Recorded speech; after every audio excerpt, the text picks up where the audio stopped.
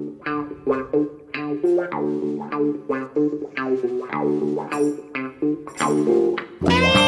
you doing, Craig? Fine, mate, and Paul, it's good to speak to you. Absolutely, and it's a pleasure because we did do a Legends of the 70s podcast and we did touch upon Birmingham City versus Aston Villa. And guys, welcome all to a game of my life with Keith Bertschin, one of my heroes growing up as a Birmingham City supporter. I know most people think I support the Villa, but I don't. I'm a dyed-in-the-wool Birmingham City fan. And Keith, we're going to be talking about that night that day in October the 1st, 1977, when you put Aston Villa to the sword with a wonderful header. Elvis Presley was number one with Way Down. He died on the 16th of August that year.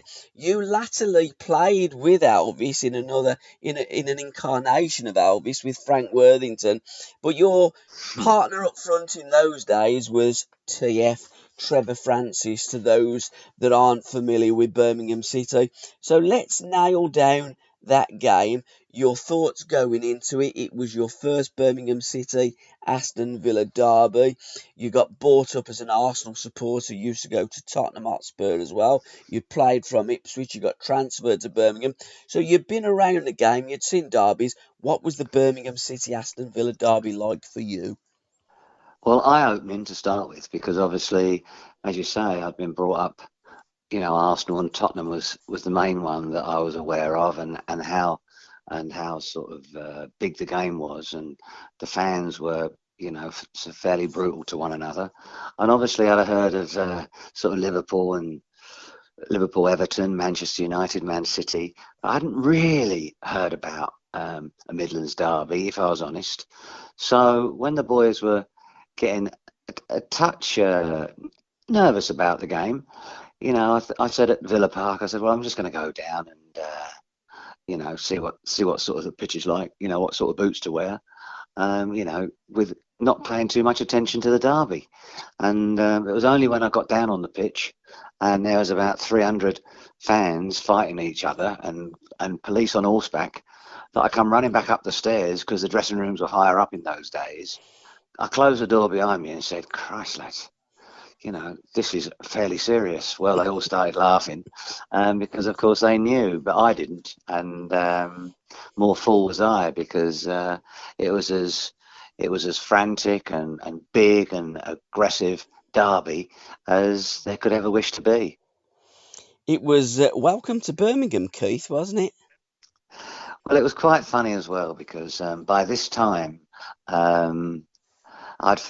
I'd found my way into Andy Gray's house before this game, and as it happened, he was injured for that game. I think he was on the bench, but he'd been suffering an injury, and they'd all talked, because I'd got friendly with a few of them, because most of the Birmingham lads were married. I was 21, and I bumped into Andy and one or two of the other boys, Gidman and one or two of the others, and it was only derby day that it was fairly competitive and you had to rip into each other. But they'd assured me that whatever happened, no problem.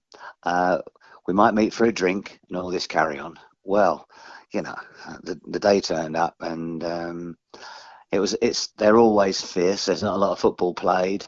And of course, in derbies, it's all about who wins. And they were obviously very confident. They were a good side. But we turned up, and on the day, to a man, everybody stood up, and we came off winning 1-0, which was an absolutely fantastic result. And I mean, I don't know how many were in the ground. You'll probably know better than me, but there seemed like about 300,000. And it was, as I say, from minute one to however the game went on, it was fairly frantic, to say the least. It certainly was. There was 45,436.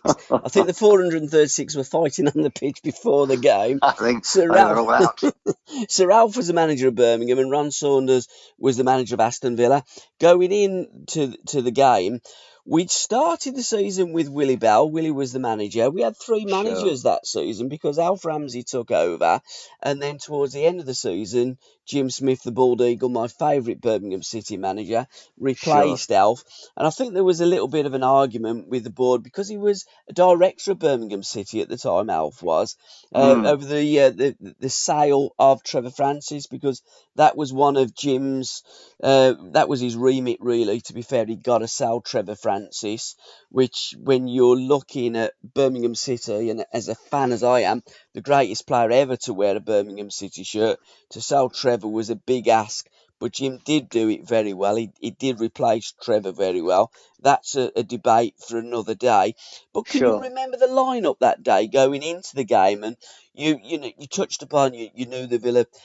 I suppose going out for a drink, you knew the Villa players as much as you knew the Birmingham City players. Yeah, well, I mean, obviously, I'd bumped into Andy, and Mm? we'd become, quite good friends. And of course, then, if you meet Andy, you're going to meet Gidman Yeah. and Gordon Smith and Cropley and Cowans.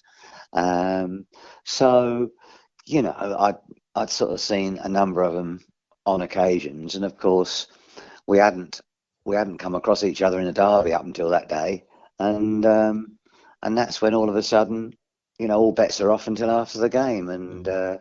it's exactly how it worked out. But they were a good side, and in fairness, Birmingham, were a good side as well. I like to call it the first team I played for, because I probably played for certainly a couple of teams that I remember, where the teams have definitely changed. Yeah. But the likes of Jimmy Calderwood and Gary Pendry and Tony Want and Joe Gallagher, um, you know, Gary Pendry, who, I still see now, they were terrific pros and terrific players and knew exactly what was required. Um, yeah, and obviously with Trevor, and Mal Page and Tony Towers, um, Dylan was in and around it at the time. He was a youngster, but we had Alan Ainscough, I think, came later. Yes. But we had a decent side and an honest bunch, to give most teams a decent game. Absolutely. Let's go through the lineups that day going into the game. Jim Mm. Montgomery was the goalkeeper that Yeah, day. yeah. What a great save he made from Lorimer and Cherry in the '73 FA Cup final. Absolutely, forever. Yeah. Yeah, Tony Want, Pat Howard, Gary Pendry, Kevin Broadhurst, Calderwood played, Jimmy Calderwood, Gary Emanuel, Terry Hibbitt, that's right. Tony Towers, Trevor Francis, and Keith Bertschin. That was the Birmingham City 11. That is a Yeah, very competitive and a very good and a very experienced Birmingham City 11 going into that local derby as well. sure, sure. And Towersy and Terry Hibbitt, they could both still run about, Yeah, but were great on the ball, and would protect the ball and always deliver, decent passes, forward passes. Um, and Gary Emanuel would go up and down, and hardly ever stop. So yeah, we just every game we played, we thought we had a bit of a chance, yeah. and that probably stood out with some of the results we got that season, to be quite honest. We're going to talk about the season a little bit later in the Mm, podcast, Keith, mm, but we're going to stay on the theme of the 1st of October 1977. sure. Saunders was Villa manager. Alf Ramsey was Birmingham City's manager. And the Villa lineup was Jimmy Rimmer in goal, Gidman, Smith, Gregory, Phillips, Cowans, Cropley, Mortimer, Carradus, Dean, Little. Brian come off after 15 minutes to be replaced by Andy Gray. The season before, Villa had done very well because they'd got to the quarterfinals of the FA Cup, they'd won the League Cup, and Birmingham City did do the double. I did remind Andy of that, and I think they Yeah, lost the league by about 6 points. It was 2 points for a win. Had they have got them 4 points from Birmingham, they could have been in amongst the shake-up at the end of the season to win the league. So you could argue that Villa wasn't far away from a treble winning side. That's how good Villa were. they were But absolutely. Birmingham were very much their equal in the '70s to the early '80s, and particularly under Jim Smith. Yeah, well, I mean, Jim came in, and I think, obviously, the ship needed steadying a little bit, and he had a certain way about him, and he was no nonsense, that was for sure, and he'd call a spade, Mm. and it was his way or no way, and so he set his sort of his way he wanted to play out fairly quickly, and those that wanted to join in and sort of say, "Come on, then let's have a go," he liked that, and them that poo-pooed it a little bit, they were you know they were kind of on the sort of wings of it all. But Mm. we liked Jim, and he was very very down to earth, and he liked his training. He liked you to train hard, and you knew what sort of guy he was, and knowledgeable about the game, had a lot of passion, and he just wanted everybody, to absolutely give everything they had, And as I say, he steadied the ship the first season, and I think the second season, when, well, certainly myself and Trevor had some fairly horrendous injury. Um, um, it all went a little bit sideways, but that's getting off the Derby bit a little bit. So, but talking about Jim, he was great for all of us, and if you done well for him, like many managers, he'd give you everything, and if you didn't do well for him, he wouldn't speak to you. But that was him. He couldn't help himself. Did you ever call him the bald eagle, or was it Jim or Boss? No, it was always boss for Mm. me. And there was only one person ever called him Jim, and that was Frank.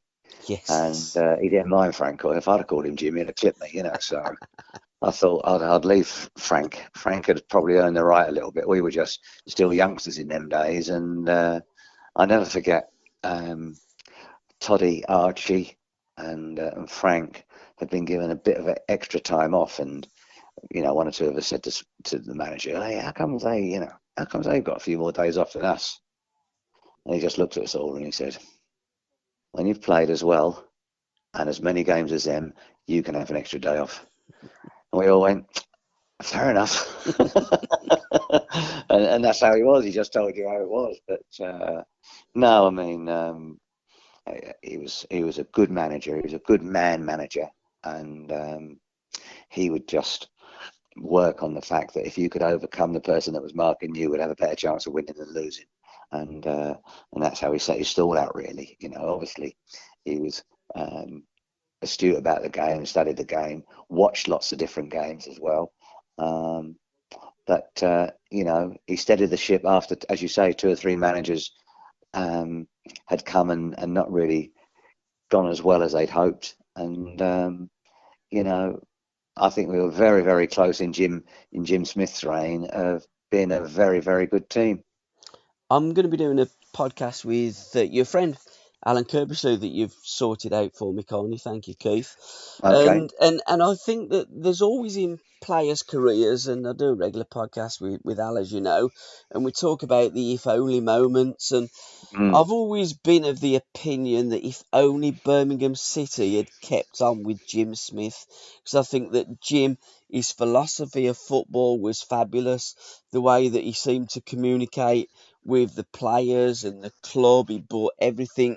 Jim brought Birmingham City together as a club in arguably the most turbulent times that any manager has gone into, with that you've got to sell Trevor Francis scenario. So for Yeah. me, I'll always be indebted to Jim Smith, and Jim and you boys gave me the greatest years of being a Birmingham City supporter. Well, listen, I think it's probably a little bit like for a manager, players can go up and down a little bit, Mm. and I think managers can sometimes do the same. And you can.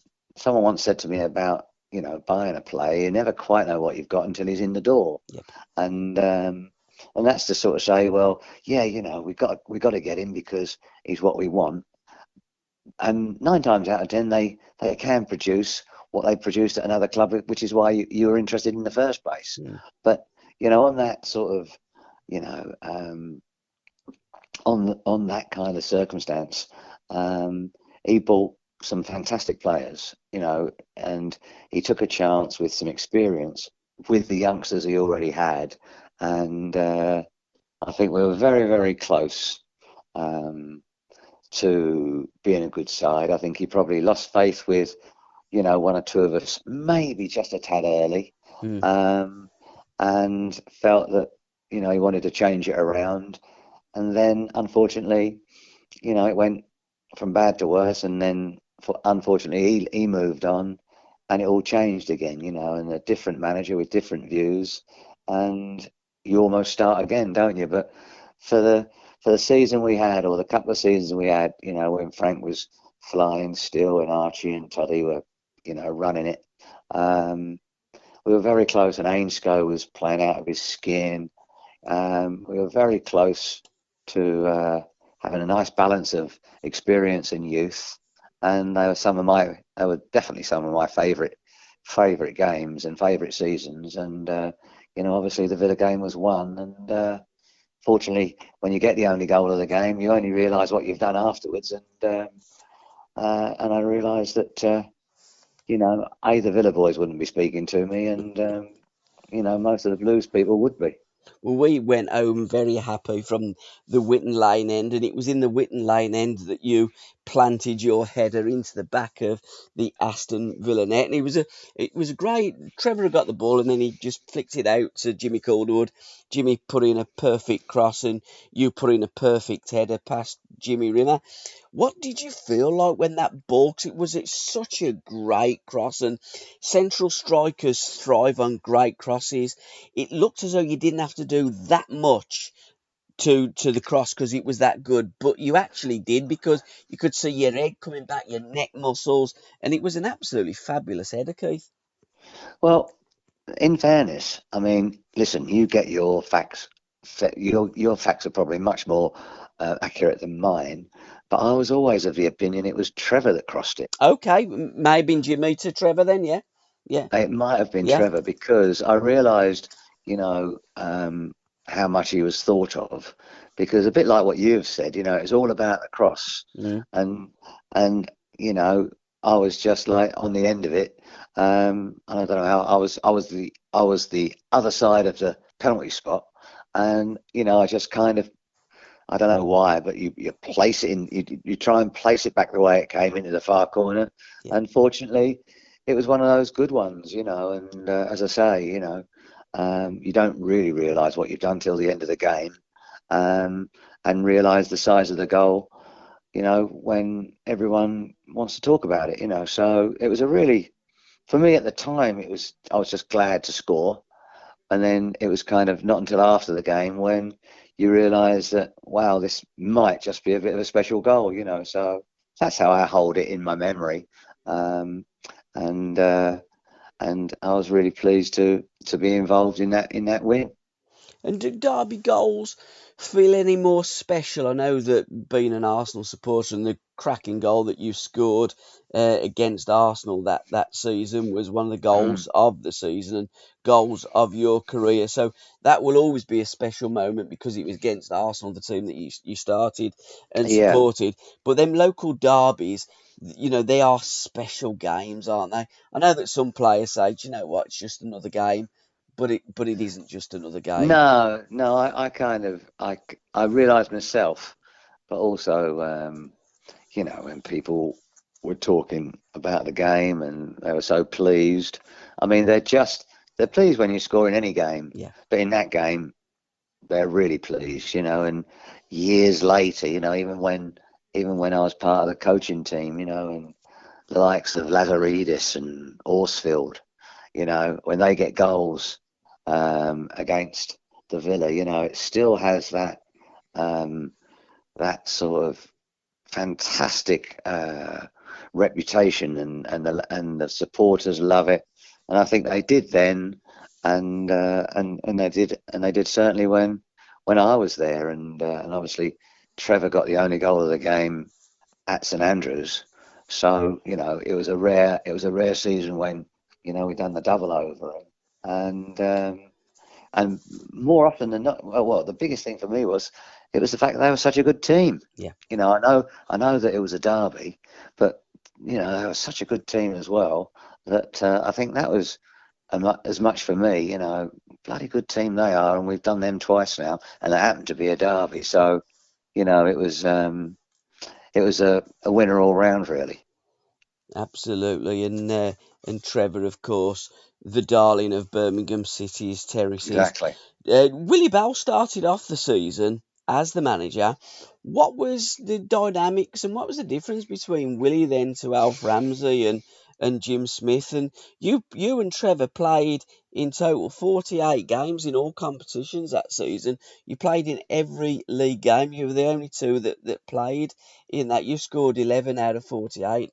I think Trevor scored about 20, 24. I mean, Trevor was an exceptional talent, and I would suggest that if I was talking to Trevor now or talk to Trevor at any time in the future and reminisced and took a trip down not Wembley Way, but down Memory way. memory lane, Trevor would probably say that was one of the greatest football seasons that he'd ever had, and I think that he really did come to the prime of his career, I believe, in that season, and I think that the proof of the pudding is in the eating. And the season after, he was transferred, but I think Trevor was one of the most gifted players in not just England but the whole of Europe at that particular time. Yeah, I think when I was leaving Ipswich, Mick Mills, who was the Ipswich captain, and Paul Mariner, who had come because he had a little bit more experience than I did. Mm, Um, they both knew Trevor, and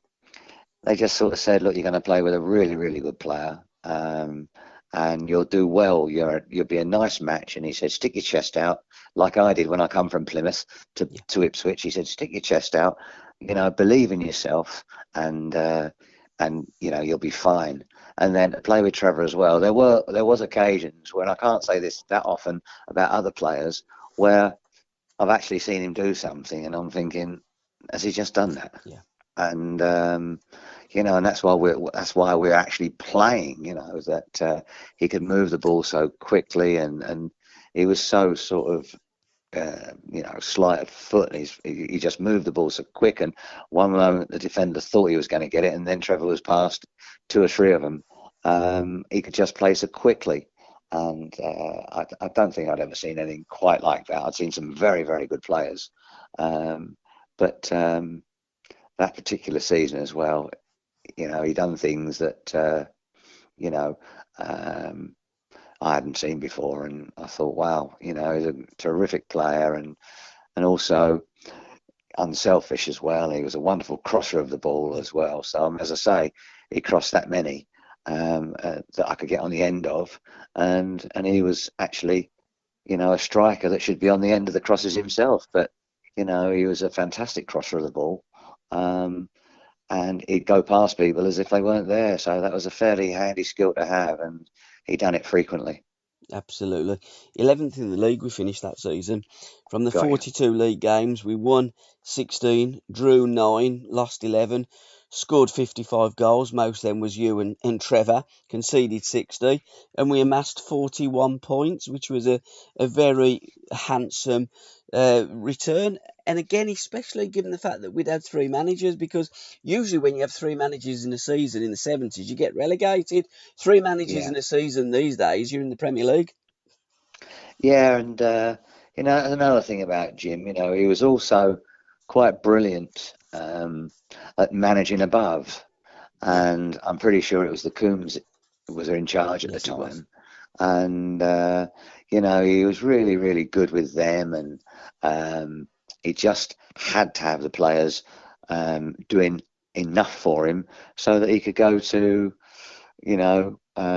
try and get one or two new players, which he did, and we just had to give him enough ammunition that he could have some chance of trying to keep improving the team. And as I said earlier on, he was very close to having a really, really good team, and he got a great combination of youth and experience. And for a couple of seasons there, it was quite enjoyable to play with. And of course, I was fortunate. I missed 12 months in my second season when unfortunately they got relegated and Trevor got injured as well. And by the time I'd got back, I'd played football. I think I'd played in South Africa to get fit and came back, and we'd signed Archie, Toddy, Alan Curbishley, one or two others, and then right at the, I think the season had just started, and of course when we got Frank. Um, so and everyone was excited about all the new signings, and Archie was a little warrior, and Toddy was like a Rolls Royce. I mean, I know he was into his 30s, but he was built like a bloody weightlifter, and he moved across the ground so smoothly. He was some player, him. And then, of course, Frank turned up and gave another side of what he had. He was fantastic fun. He was a fantastic footballer, and I don't think I knew anybody that enjoyed playing football like he did. So it was just a great place to be at that time, and all of us younger ones, benefited, I think, enormously. Absolutely. And before Frank arrived with that team that played against Sevilla in the 77-78 season, Mm. who was the biggest character? And I say that because Frank would be the biggest character anyhow, that you've ever played with. But who was the characters in the dressing room in those days? Who was the dressers? Who was the standout? Who was the go-to persons in that Birmingham Well, City dressing room? personally, personally, I like Gary Pendry, Yeah. because he'd speak his mind. Um, it didn't surprise me at all that he went into coaching, and he was a terrific coach with Strachan for a number of years. He understood the game really, really well, and he was vocal, and he was he was on it, and he was a really good, he was from Birmingham, and he was a Birmingham through and through, and it really every game meant something to him, and he played a number of them, most of them before I arrived. Yeah. But the season that we're talking about, he was, he did wear his heart on his sleeve, and he lumped a few as well. He was tough, no nonsense fullback, but with a really terrific left foot. And of course, then you had a little bit, Terry Hibbett was a good player. Tony Towers had fitted in straight away and could play. And then Dylan was working his way down the left into the team. Um, so, you know, it was a good side, and Malcolm Page, would play everywhere. Mm. These are the players I really remember, and in the first year, and obviously, my relationship with Trevor on and off the pitch, I think went a long way to, getting the success we had. Absolutely. And Gary famously, he turned down the Scotland job when Strachan went to Scotland. Yeah, yeah. Well, he was his own man, Gary, and Mm, you know, I'm led to believe, because I didn't see him coach, but it doesn't take much imagination for me, that he was a really good coach, and we still watch football with a friend of ours, at Birmingham in his box, and he still speaks a really, really good game, and you can understand why he made a smashing coach. Um, but yeah, he got you going. He'd give you encouragement when you needed it. He'd give you a telling off when you needed it. He was a more senior player, and he'd been around the game a lot longer than us younger ones. absolutely. He says to Gordon Strachan that he'd quite like to have gone with Gordon because he'd followed you. You do tend to find that, don't you? Coaches go with the managers, and you're a team. Of But he course, but he said that the Scottish coach, he needs to be Scottish. That's why he turned it down. And I think yeah, that's probably yeah, because of Gary was just so patriotic and so, in terms of Birmingham City, he was a Brummie, and he wanted everything for Birmingham, and he just thought that, it would be best for the national team, not for him, but for the national team, to have a Scottish coach rather than an English one. and that's what it have meant as well. Yeah, Because he was and is thoroughly decent chap, and as I say, he was one of the ones I remember that was strong, passionate, and wore his heart on his sleeve, and gave every single thing he had every game, which why he was there for so long and was so popular. Absolutely. Forest won the league that year, 77-78. Their first venture into the First Division for a few seasons. 37,625 saw us take on Nottingham Forest, and it's not Notts Forest, it's Nottingham Forest. Yeah, Um, Memories about playing against Nottingham Forest and Brian Clough's team. I know that we did them a few years after when Frank scored them two great goals and one with his right yeah, foot. yeah. I think that probably was in the last season I was Yeah, there, it was. and I think as near as damn it they had that European Cup team, and it was a midweek game, and it was they were a real good side. Let's make no mistake about it. Mm, Cool, that was a good side. But on a midweek game at St Andrews, you know, if we all of a sudden started well and all of a sudden you find yourself up for it, we were we were a match for most, yeah, and it just so happened on that night, uh, Frank Frank had one of them nights, and I'll never forget that. I'm not sure if it was his first goal or his second one, but he's cutting on his right foot, and I thought, well, he'll try and cut back again onto his left foot, and then he just wrapped his right foot around the ball, and it's gone past Shilton before Shilton's moved, and everyone was shocked, because he didn't use his right foot that often, yeah. and we're walking. I ran up to him and I said, "Oi, what's all that about?" And he went, "Oh, special occasions, son, special occasions."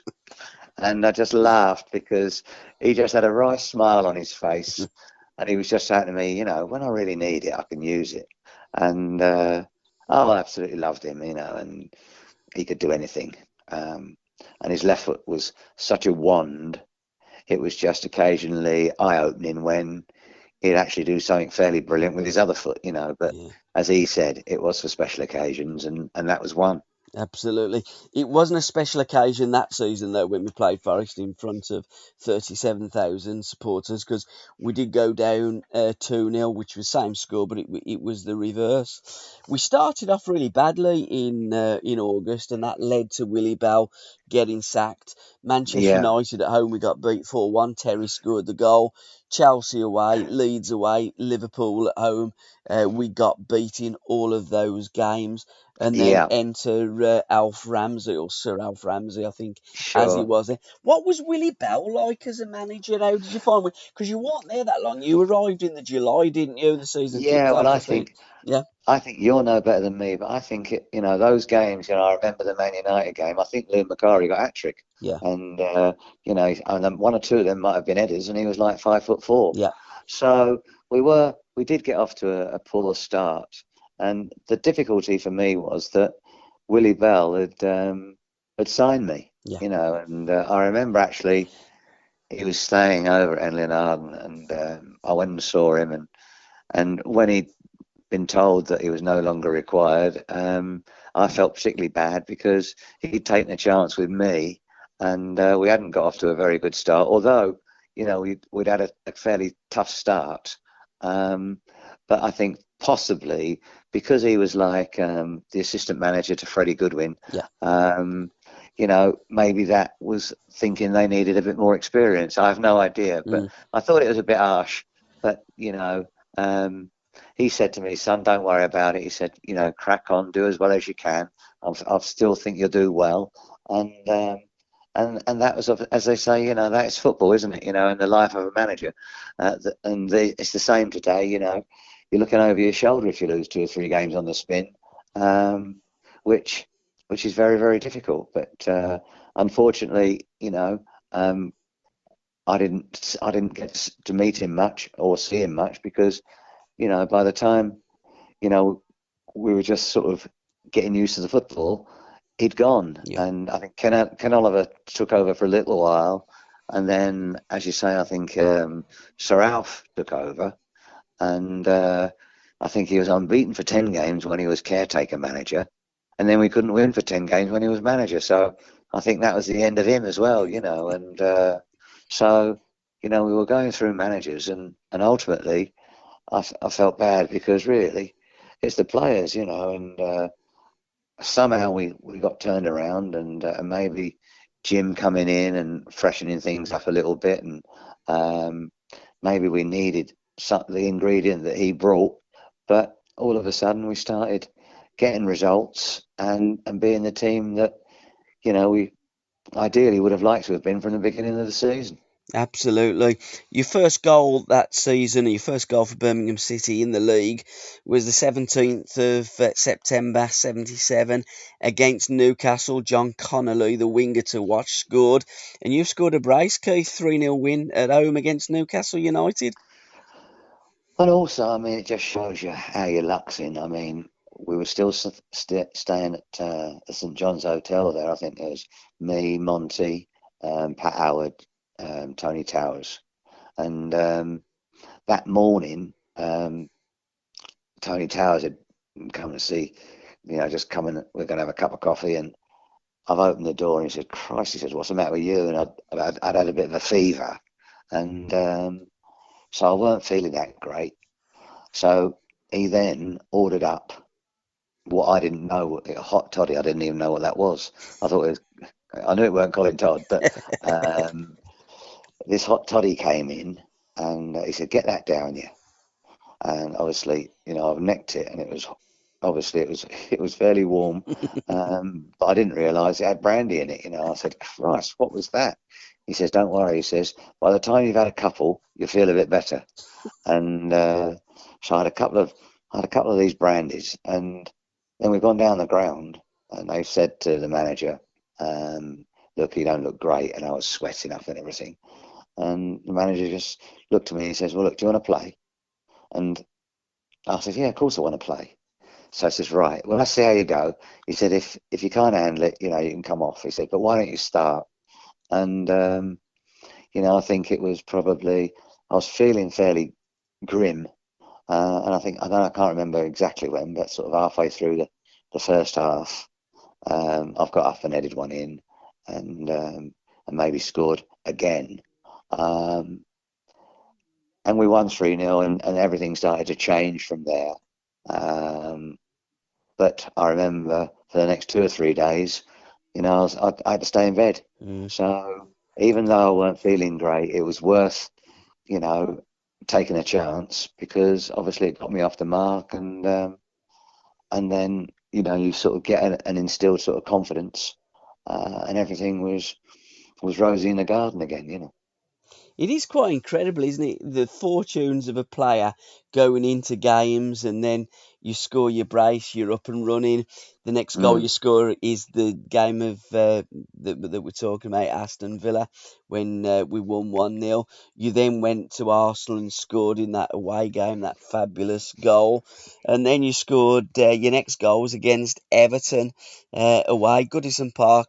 Always a very, very difficult game and a venue to play at. Birmingham have traditionally never done very well at Goodison Park, but you scored that day in a 2-1 defeat against Everton. I remember that game. I mean, I remember that game because I'd never really seen. I mean, obviously I knew who he was, Bob Latchford, Yes, good and lad. I'd never seen him play as much as obviously all the lads I was playing with and all the supporters that had watched him play for and a few years. And we were in front, as I remember, and I'm thinking, well, I haven't seen Latchford yet. He moved really nicely across the ground, but hadn't had a massive impact in the game. And I think it must have been about 10 minutes to go. All of a sudden, he's popped up and knocked one in, popped up again and knocked another one. We lost 2-1, and he's probably had two touches, in 3 minutes, two goals, Mm. and that's what it was all about. And I think that year, if I'm not mistaken, he might have got 30 goals for Yes, he did. Everton, Yeah. and he was one of these prolific scorers that was also a really, really good player, and that era before me, when there was Trevor, Bob Hatton, and Latchford, they were a formidable, threesome, and terrific players individually and as a group.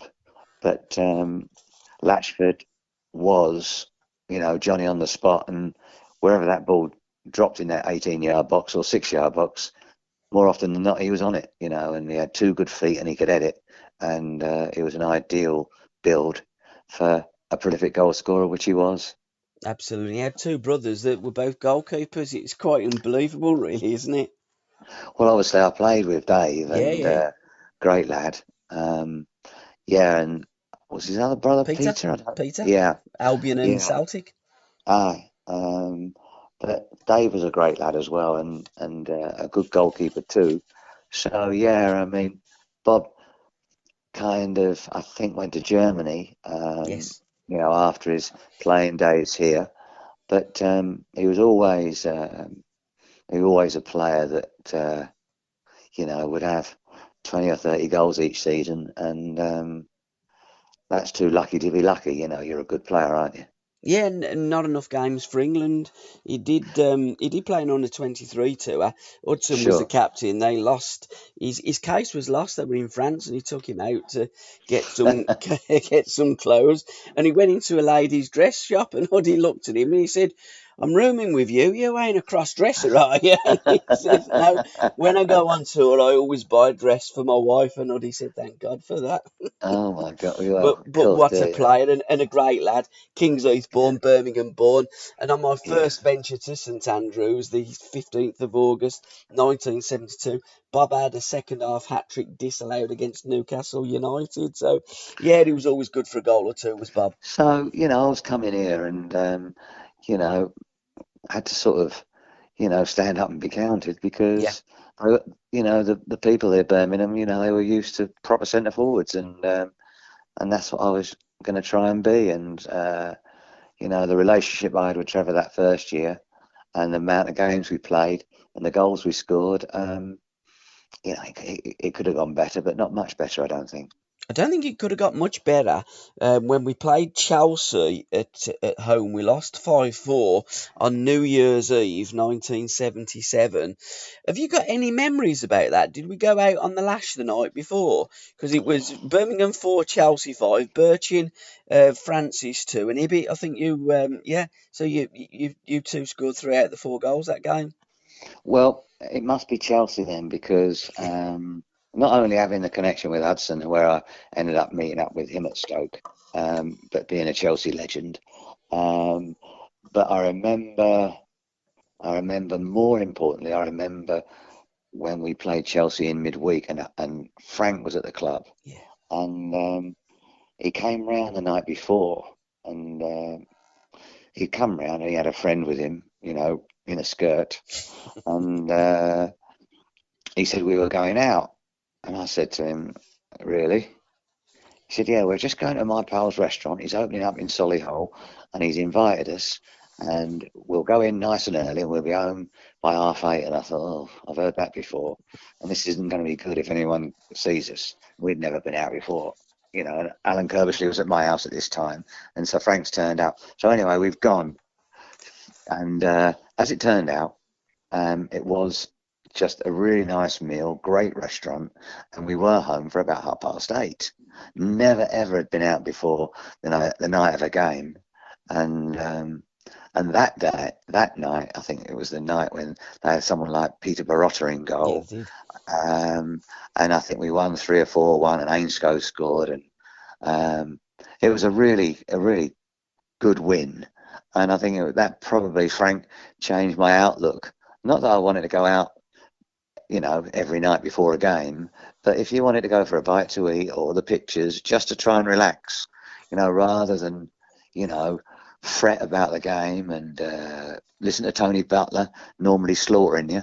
Um, it weren't really an ideal setup for a game, So the fact that we just went out and relaxed for a couple of hours, and Frank was on good form, and he weren't drinking, um, and we were all back, at home by about 8:30, and we just had a couple of hours where we'd like loosened off and relaxed, um, and then got stuck into Chelsea the next day, and done really, really well. So as I say, you learnt stuff off Frank all the time, and as I say, it wasn't a case of being out till 3 in the morning, because that just wouldn't have happened.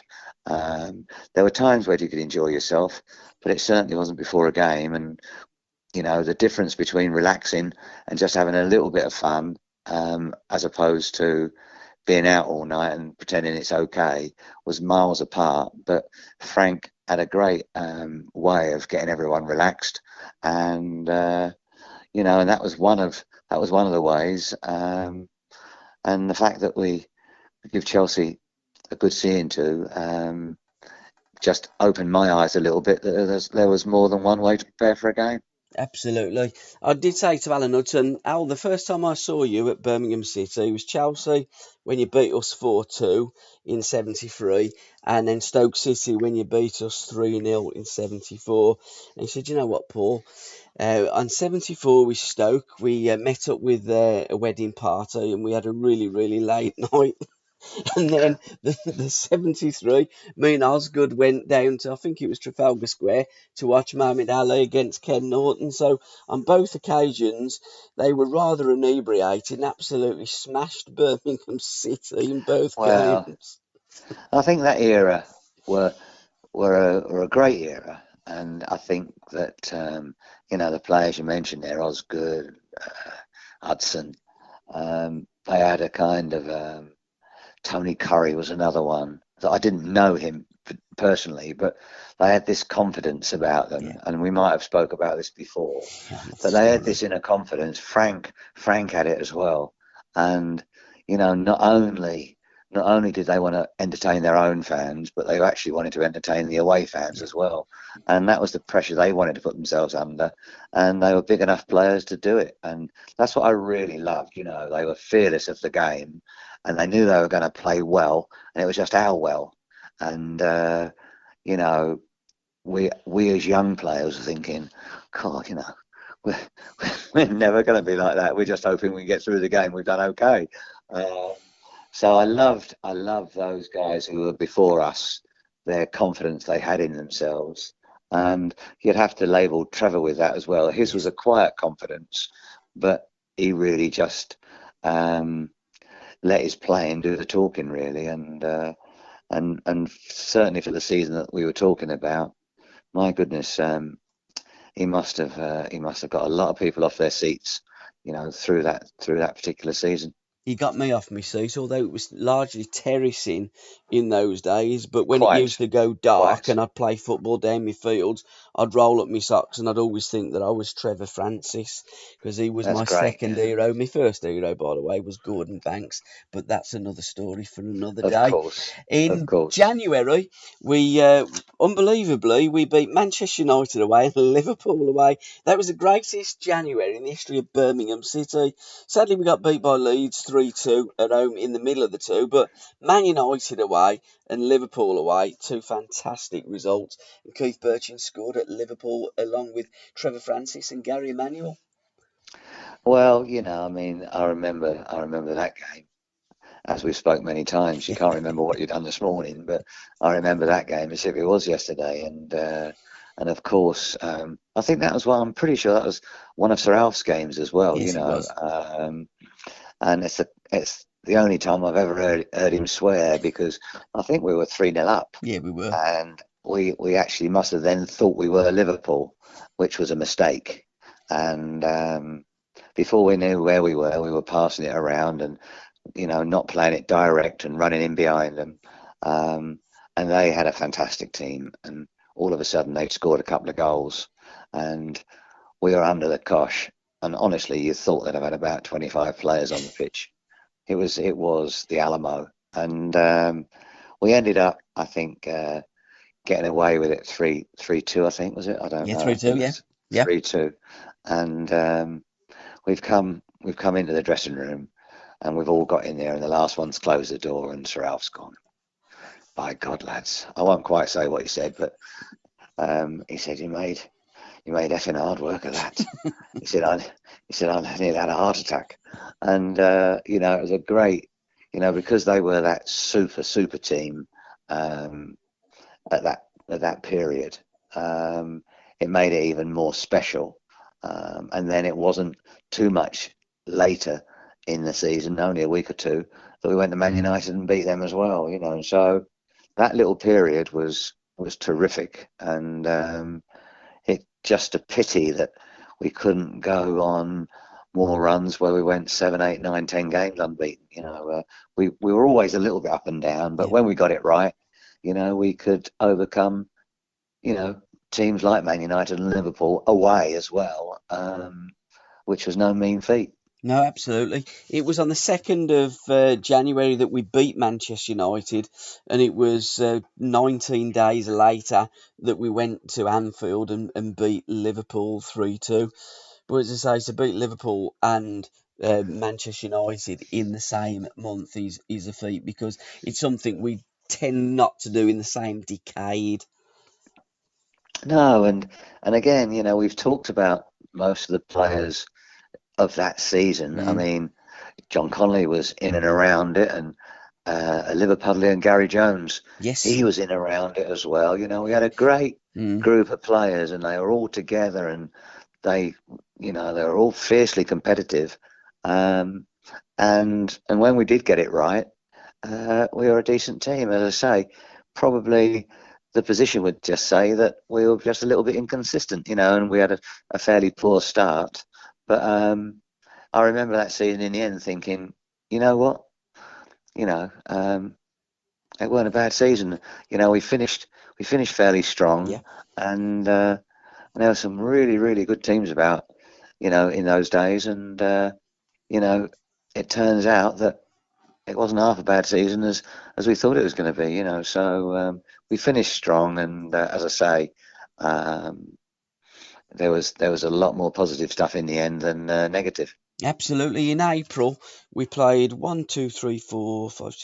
games in April. We only lost one game, and that was to Manchester City at home.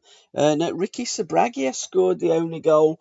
But we did like to go to the East Midlands because we beat Leicester City 4-1 in April. And the month before, in March, we went to Derby County on the 17th and stuffed them 3-1. John Connolly, Trevor Francis, and Keith Bertschin. Francis and Bertschin always crept up with a goal apiece. And again, you're playing I mean, I'm not 100% sure, but people like David Nish and Yes, the they were a old good Dave team. Watson, Yeah, not the one I played with at Norwich, but yeah, the one before him. They were great.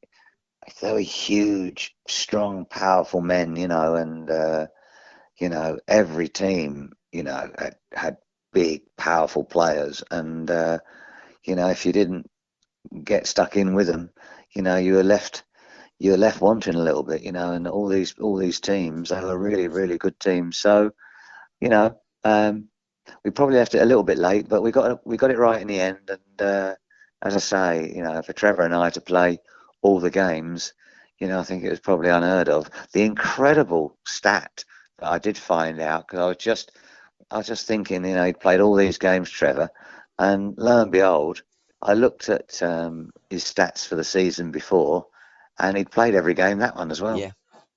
So, I mean, he did have some nasty injury through his career, but at that particular time he was having a purple patch and rarely missed a game. So and the sort of stick he would take, um, he was durable to say the least.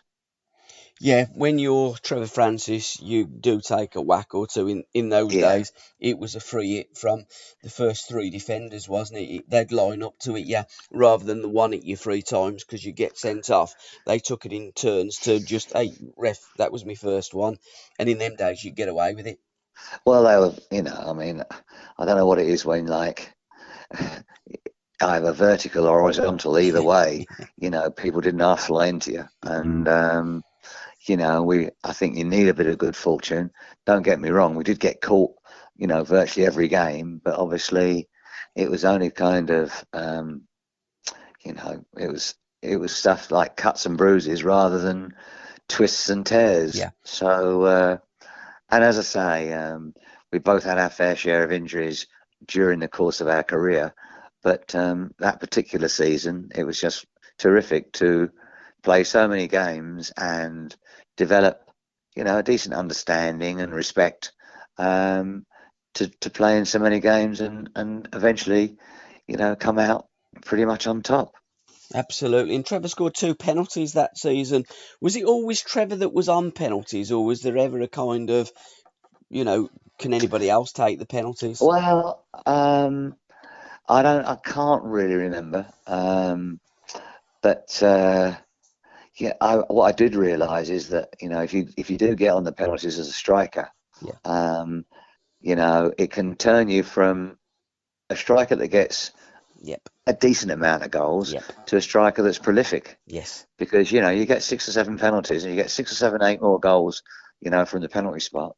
And I think the sooner you think, okay, I could miss, but it's a great chance to score, the sooner you get 20, 25 goals a season rather than 14, 15, 16 or 17, and that difference of 8 or 9 goals with penalties or five, 5 or 6, whatever it is, if you can score a number, it just helps your tally. I mean, the modern strikers of the era that's just gone, your Shearer and all these boys, you'd sprint to get that ball and get it on the spot and get another goal, and never thought about missing. And I don't think I ever saw him miss. But as I say, rather than getting 15 or 16 goals, you get 25.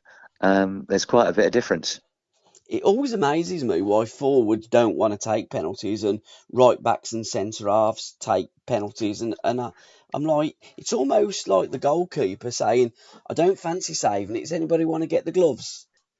I know, I know. Well, I mean, eventually, it took me a long time, and it was by accident. I was playing at Norwich, and we were going on a run to get out of the old Division Two, and we'd gone on a great run, and I think we'd only 2 games left, and we were playing Orient, and our regular penalty taker, funnily enough, was John Dean, and he'd turned his ankle over, and we had to beat Orient. Mervyn Day was in goal. I picked the ball up to give it to someone, and Martin O'Neill come running over to me. He says, "You're the bravest player on the pitch." I said, "What do you mean?" He says, "Well, you're taking the penalty." I says, "No, no, I'm only picking it up to give it to somebody else." He says, "No, no, you're taking it now." And I don't think I've taken the penalty since school.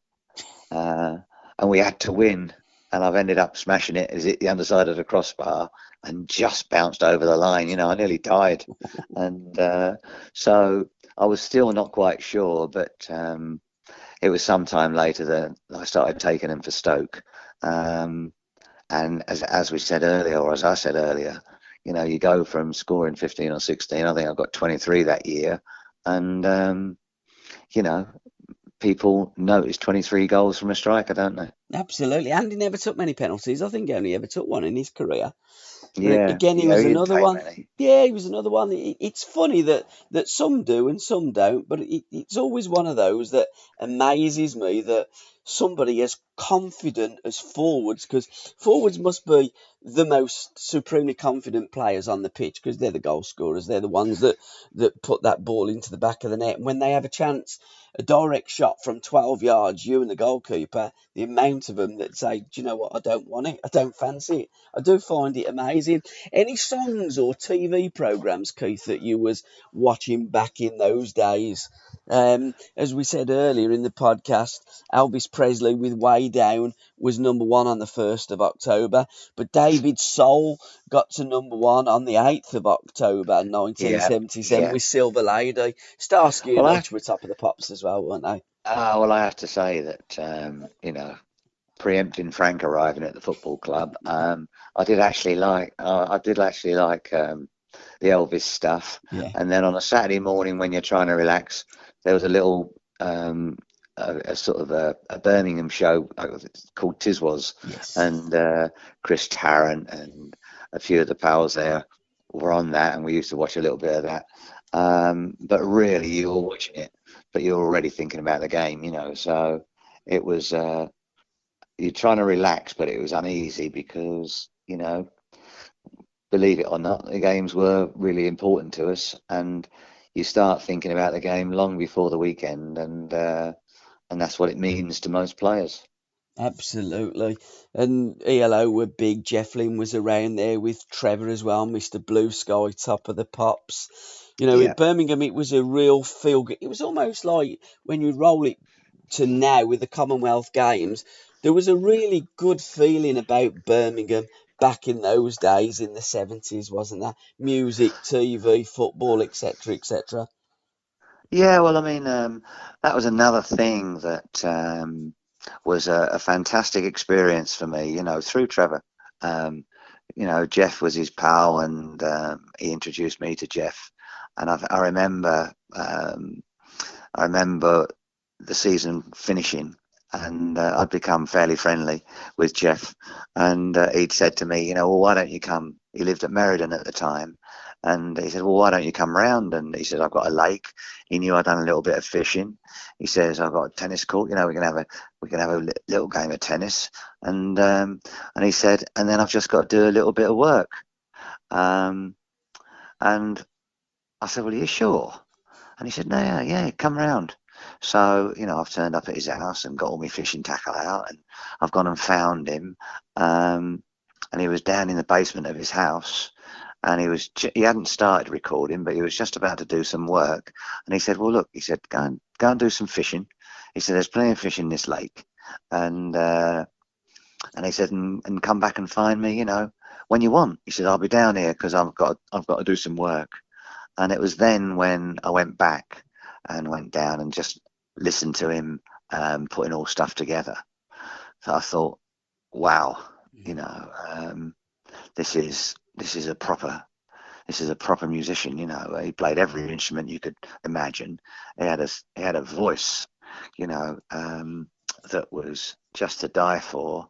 And I'd have to say I'm as big a fan now as I was back in the 70s, and saw him recently, and he still sounded as good as the time when I saw him at Wembley, and that was kind of, I think, the DJ goes on about it. What's his name?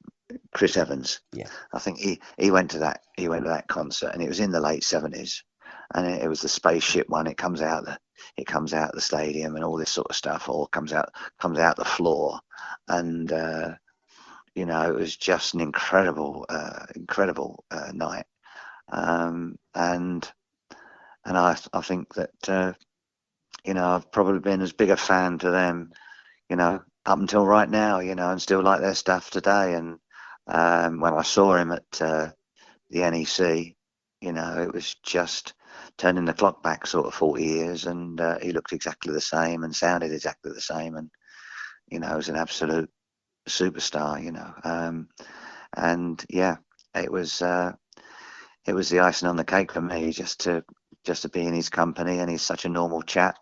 I loved his football, and as we loved his music. Well, it's been a joy for me, Keith, taking that trip down memory lane with you and remembering those halcyon days, that when you guys wore that royal blue shirt of Birmingham City, and we knew as fans, no matter who we played, where we played, we were always in with a chance of winning any game of football. So thanks for what you gave the game, what you gave us, Keith, and thank you so much for your time, sir. It's been an absolute pleasure and an honour. Thank you, Paul. I probably enjoyed it as much as you, but probably not quite as much. But it seems like yesterday, and I don't know how many years ago, but it's over 40 years, and you wonder really where the time goes. But it was all great, and I was much better for coming to Birmingham, and I absolutely loved playing there. Well, we absolutely loved having you there, Keith, and you will always be a Birmingham City legend and an icon. So thank you very much, sir. And we'll do another podcast soon, Keith. We'll talk about another game of your life. Appreciate it, mate. Paul, Cheers, nice pal. to speak to you. Lovely. Okay. Thanks for your time, Keith. God bless. Bye-bye. Thanks, sir. Bye. Bye-bye. Bye-bye.